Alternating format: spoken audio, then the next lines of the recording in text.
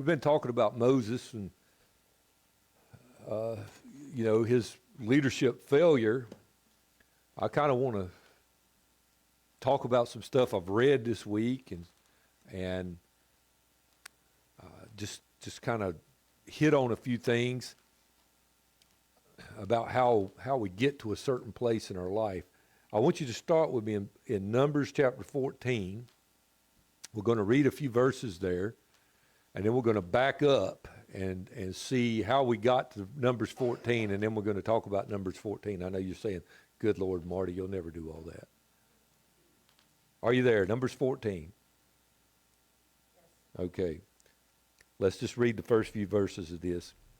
Now all the congregation lifted up their voice and cried, and the people wept that night. And all the children of Israel murmured against Moses and against Aaron, and the whole congregation said to them, would God that we had died in the land. I want you to know that. They wanted to die in the land of Egypt. Or would God that we had died in the wilderness. Where are they at this point in time? Yeah, all right.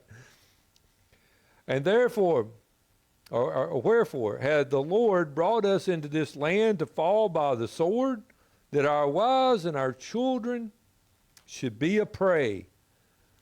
Were it not better for us to return to Egypt? And they said one to another, let us make a captain, and let us return into Egypt. So how did we get to this point? And so that's what I kind of want to deal with for just a minute, and then I want to come back to 14, but I want to kind of bring us up to that. So back up to chapter 11 with me. Chapter 11. And I want you to look, starting in verse 10. Then Moses heard the people wept through their families, every man in the door of his tent, and the anger of the Lord was kindled greatly. Moses also was displeased. And Moses said to the Lord, wherefore hast thou afflicted thy servant? He's talking about himself now. And wherefore have I not found favor in thy sight, that thou layest the burden of all these people upon me? Have I conceived all these people? Have I begotten them, that thou shouldst say to me, carry them in thy bosom, as a nursing father beareth a sucking child, unto the land which thou swarest unto their fathers? Whence should I have flesh to give unto all these people? For they weep unto me, saying, give us flesh, that we may eat. I am not able to bear these people alone, because it is too heavy for me. And if thou deal thus with me, kill me. Here's another one who wants to die. Kill me, I pray thee, out of hand, if I have found favor in thy sight, and let me not see my wretchedness. Okay, so Moses wants to die now. Now, I want to bring you up to speed of where they're at right here. They're crying out for some meat. Yeah, some other than manna. That's what's going on. And so they're bugging Moses about it. And Moses cries out to the Lord. He says, kill me. I can't bear them. Now, I want you to see what God does for them, because this is going to be important what happens as we're going up. Verse 16. And the Lord said to Moses, gather unto me 70 men of the elders of Israel, whom thou knowest to be the elders of the people, and officers over them, and bring them unto the tabernacle of the congregation, that they might stand there with thee. And I will come down and talk with thee there, and I will take of the Spirit which is upon thee, and will put it upon them, and they shall bear the burden of the people with thee, that thou bearest it not alone. Okay? So God is he's going to raise up more leaders to help Moses bear the burden, right? All right. Like I say, I'm going somewhere, so you just hang on. We're going to try to get there in a minute. So Moses has to die.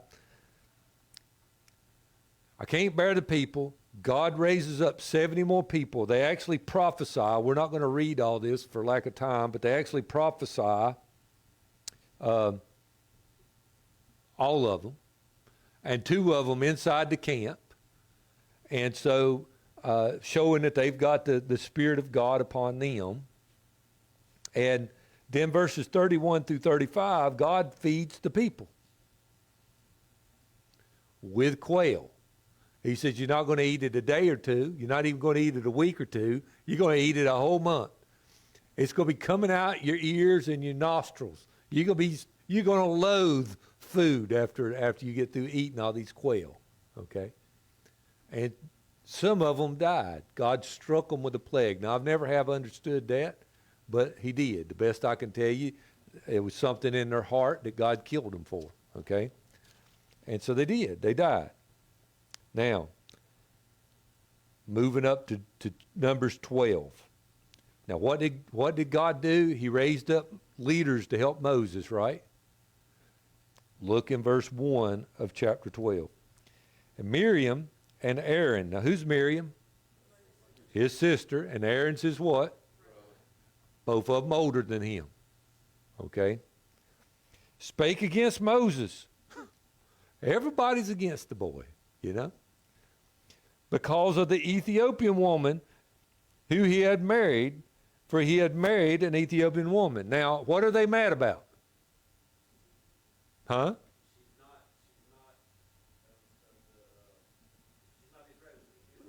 She's not a Jew. That's what it says, right? Yeah, but it says that's what they're mad about, right? Look at the next verse. And they said, had the Lord indeed spoken only by Moses? So what are they really mad about? Oh, yes. Oh, yes. Yes, yes. Had he not spoken by us also? And the Lord heard it. Now, y'all know how this story goes. The Lord strikes Miriam with leprosy. And he makes her go out of the camp for a week. You know, because she's leprous, and that's what the law said she had to do. The first thing I want you to see this evening. Now, we're going over here to see how we got to where we got over yonder, but before we get there, there's a process. Moses is weighted down with the leadership responsibilities. People are asking of him that which he can't do. They're not asking the Lord for that. They're asking him. And the Lord shows his hand mighty in the fact that he sends them quail for a whole month. I mean, even if you read that story over, Moses said, what are we going to do? Slaughter herds and flocks to feed all these people for one day? And God sent them all of that food for a month. Supernaturally. And then the very people that's supposed to be helping him, they start murmuring against him, wanting to upsert over him. And God shows himself mighty a second time in making Miriam leprous. But he don't only show himself mighty in making her leprous, he also shows himself mighty in healing her body. Okay? So God's showing these people all of this stuff. Now, you come over just a little bit further, and I want you to look with me in chapter 13, verse 1. I don't understand what's going on right here. I do, but it's kind of weird. Look at verse 1. And the Lord spake unto Moses, saying, send thou men, that they may search the land of Canaan, which I give unto the children of Israel. Of every tribe of their fathers shall you send a man, every one a ruler among them. So you know how this goes. They send up the 12 spies. Now is God sovereign? So God knows what's going to happen here, don't he? Okay. He knows they're going to go up And they're going to come back and they're going to say, man, this is a great land, but we can't have it. Somebody else already there. All right? Right? He already knows that. But he gives the people an opportunity. He gives the people an opportunity to follow him. Now, I'm going to say something. I heard somebody say this week, and they didn't say it like I've heard it before, but I'm going to give it like I heard it, okay? God has a will. And most of the time, God's will in the short term is painful for us. In the long term, that will be a blessing. It will be great benefit and gain. It will bring joy. Now, what's the difference between joy and happiness? Joy is inside of me. It's not based on what's going on externally. Yeah, happiness is external. We're having a birthday party. Hallelujah. Okay. But joy is internal regardless of the situation. So God's will usually consists of pain to start with, gain later on. We're sinful. We don't like pain. So we go after the gain to start with. We want the blessing and the happiness to start with, which usually ends up in pain later on. God had a plan for these people. It was going to be painful. But in being painful, later on, it was going to be a blessing. He was going to meet every need they had. He just gave them all these quails. He sends these boys up there, and they come back, and it takes 2 men to bear one cluster of grapes. I'll get it out in a minute. They say, oh, it's great. But God's weak. God can't bring us up. Okay? So now with that thought in mind, let's go on with where we're going. All right? So starting in verse 26 of chapter 13, we see that they get the report. And they came to Moses and Aaron and the congregation of children of Israel and to the wilderness of Paneram, to Kadesh, and brought back a word to them. And all the congregation showed them the fruit of the land and told them, said, we came into the land where thou sentest, and surely it floweth with milk and honey, and this is the fruit of it. Nevertheless, the people too strong for us. Okay? And Caleb gives them a good report. All right? Now, verse 1 of chapter 14. We're going to walk through 14 in 10 minutes. All of the congregation lifted up their voice and cried, and the people wept that night. This is where we started out at. And all the children of Israel murmured against Moses and against Aaron. Now, how many leaders did they have? They had 70 leaders, but they're focused in on Moses because he's actually the leader, and Aaron, his spokesperson. Okay? So they're focused in on him, and they murmured against him. The whole congregation said to them, would to God that we died in the land of Egypt, or would to God we died in the wilderness. Man, if you're not scared to die, why don't you just go on up? God's already told you, go on up. Why are you afraid if you want to die? At least Thomas said, let's go and die. Yeah. All right, so now let's look, though. And wherefore the Lord brought us to this land to fall by the sword. And now I want you to look, because this is going to be important. That our wives and our children should be prey. Were it not better for us to return to Egypt? Sometimes,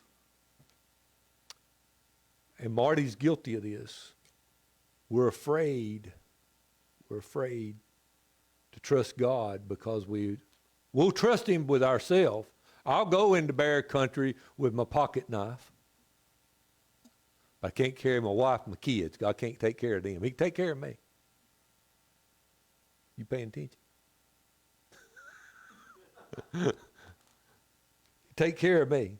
All right. Is that putting more trust in yourself, though? I can Yeah. take care of myself, Yeah. I can't take care of you. Yeah.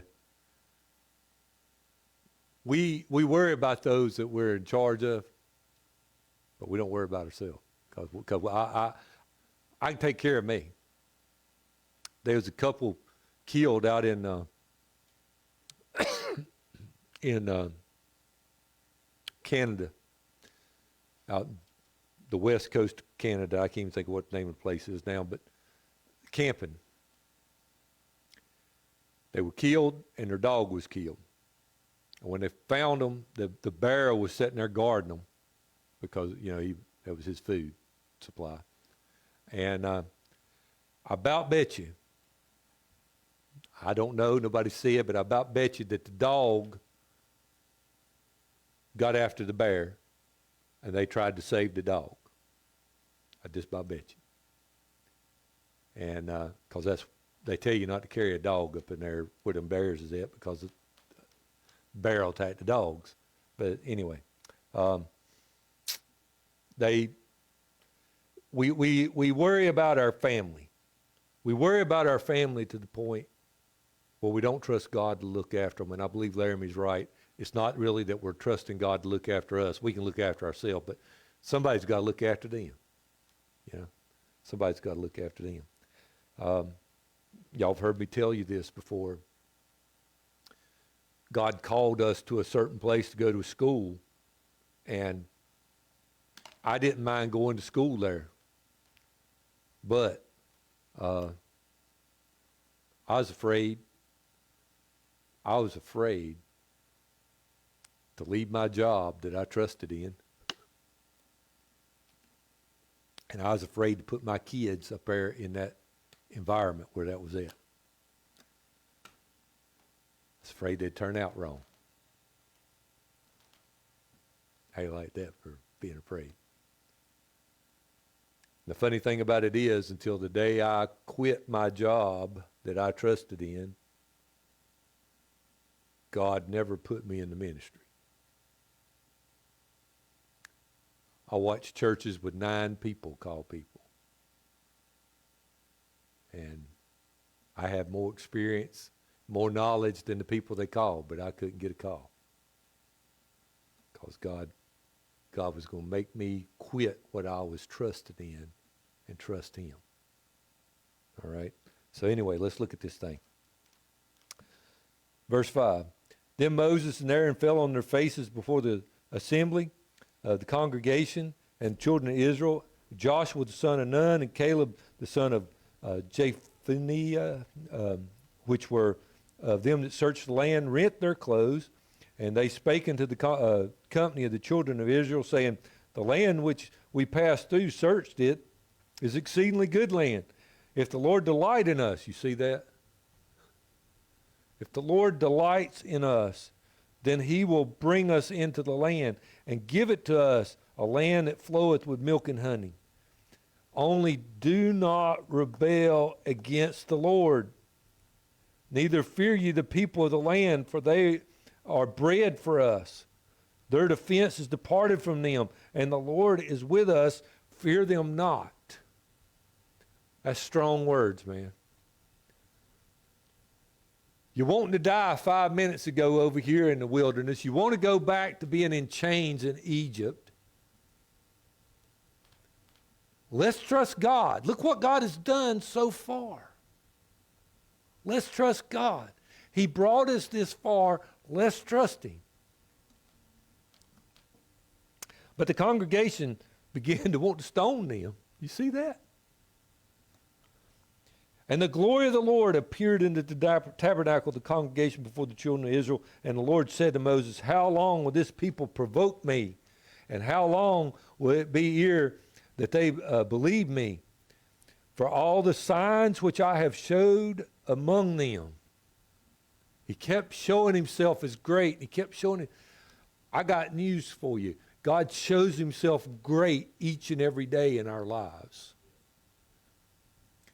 He brings the sun up every day at the same time and puts it down at the same time. It comes up in the east, it goes down in the west every day. We can depend on it. God is mighty.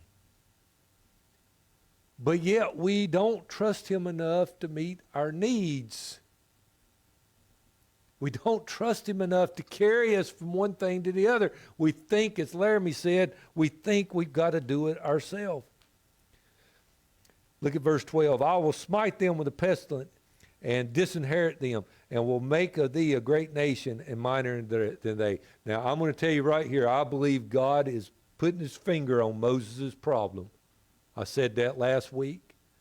I believe what happened to Moses was his heart. God knew it, and he kept trying to deal with it. Okay? And Moses said to the Lord, then the Egyptians will hear it, and da-da-da-da-da, and on down, and look at verse 15.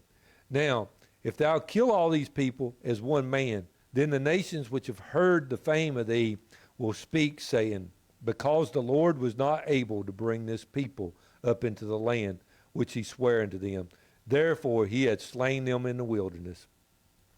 Now, which is what Moses does. Now I beseech thee, let the power of my Lord be great according as thou hast spoken, saying, the Lord is long-suffering and of great mercy, forgiving iniquity and transgression, and by no means clearing the guilty, visiting the iniquity of the fathers upon the children unto the third and fourth generation. Pardon, I beseech thee, the iniquity of this people according to thy greatness and thy mercy, and as thou hast forgiven them, given this people for. Thou hast forgiven this people from Egypt even until now. Now, let me ask you a question. Does God give Moses a positive answer to his request? Look at what he asked him. Pardon these people. Be long-suffering. Show them mercy. Does God grant that? Explain yourself. Well, I mean, even the Lord says up here, I pardoned according to your word, is the next verse. Okay. You weren't supposed to read that. He pardoned for the children. The rest of them died. Yeah, but did he show mercy to those too, though? He didn't kill him. He was going to kill them right immediately. He let them see their children raise up what they were worried about. He let them raise up. But I believe God showed mercy to the people. But even though he showed mercy to them, he did not he didn't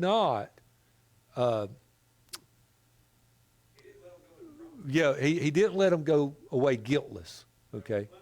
There was. The word I'm looking for won't come to my mind right now, but there was a consequences behind their actions, okay? But he still was forgiven. All right. So,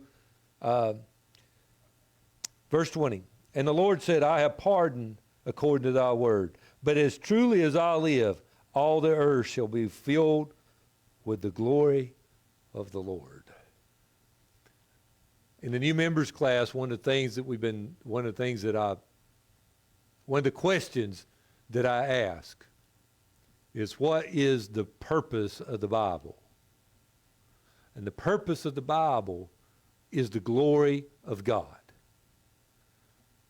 Everything in the Bible is for the glory of God. Everything he's created, everything is for the glory of God. God wants to bring glory to himself because he's deserving of it, okay? And so that is the purpose. That's why he saves you, for his glory. This is going to be harmful.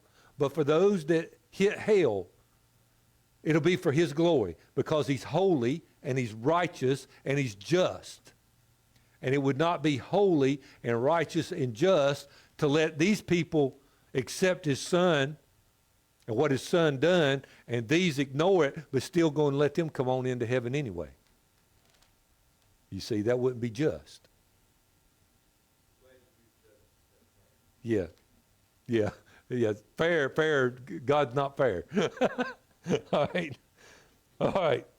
So, verse 22, because of all these men which have seen my glory and my miracles, which I did in Egypt and in the wilderness, and have tempted me now these 10 times, I want to talk about that, and have not hearkened to my voice, surely they will not see the land which I swear unto their fathers, neither shall any of them that provoke me see it, but my servant Caleb, because he had another spirit within him, and had followed me fully, him will I bring into the land wherein he went, and his seed shall possess it. Now the Amalekites and the Canaanites dwell in the valley. Tomorrow turn you and get you into the wilderness by the way of the Red Sea. And the Lord spake unto Moses there and said, how long will I bear this evil congregation that murmur against me? All right. So what did they do? What did they do? They changed their mind. Yeah. But Caleb and Joshua both tried to tell him, the Lord's not with you now. The Lord's not with you now. You see, the time to go up was before you disobeyed God. Now he's done give you a different direction in life. Okay? Now, let's talk about those 10 things real quick, and we're going to be done. We're 5 minutes over, but let me give you them 10 things real quick. When you see these 10 times, sometimes it could be just a figure of speech. It could be just a figure of speech here. But there just happens to be 10 times that they disobeyed. Okay? So let me give you the 10 times. At the Red Sea, where it seemed that Pharaoh's army would destroy them, that was the first time they tempted the Lord. They didn't know what to do. That was Exodus 14:10 and 12. Marah, M-A-R-A-H, where they found bitter water. That was Exodus 15:22 through 24. The desert of Sin, as they hungered, Exodus 16:1 through 3. In the desert of Sin, as they paid no attention to Moses concerning the storing of the manna until the morning, Exodus 16:19 and 20. In the desert of Sin, as they disregarded Moses concerning the gathering of manna on the seventh day, Exodus 16:27 and 30. At Rephidim, I think is the way you say it, as they complained of the water, Exodus 17 verses 1 through 4. At Mount Sinai, as Aaron led the people in making a golden calf, Exodus 32 verses 1 through 35. At Taberah, where the people raged against the Lord, Numbers chapter 11 verses 1 through 3. At Kibroth Hadavah, in the grumbling provoked by the ramble for quail, Numbers 11 verses 4 through 34. At Kadesh in the desert of Paran, when the people refused to receive the good report of Joshua and Caleb, but rather wished themselves dead, Numbers 14 verses 1 through 3. So that's possibly the 10 times that they tempted the Lord. Maybe it's not, but that's at least one list of them. So the Lord has a will for our life. And in our perspective, it's going to be painful. A lot of times it's going to be things that,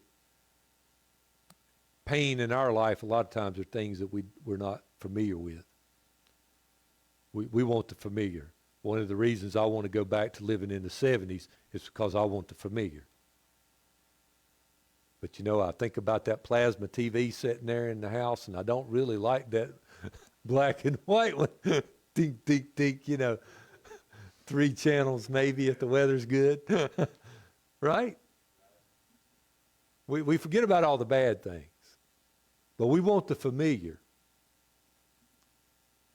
But a lot of times, God's will has what we perceive is going to be painful. But the end of it it's going to be a blessing. If we try to get the blessing without the pain, a lot of times it's going to end up in pain. Just will.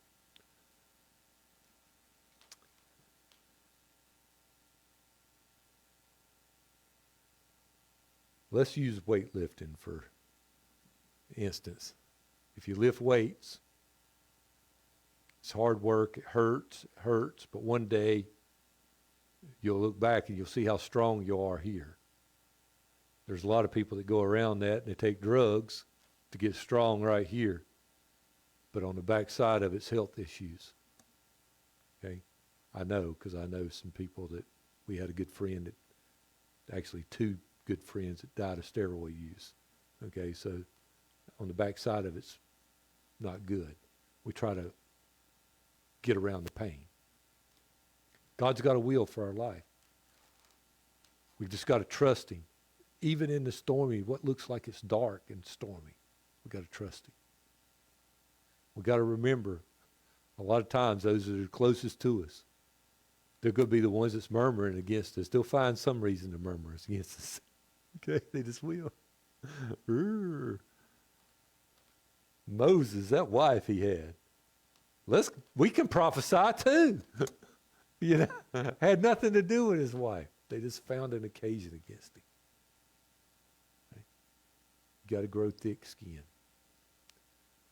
Got to grow thick skin. Can't be thin skinned and live in this world today. Let's pray. Heavenly Father.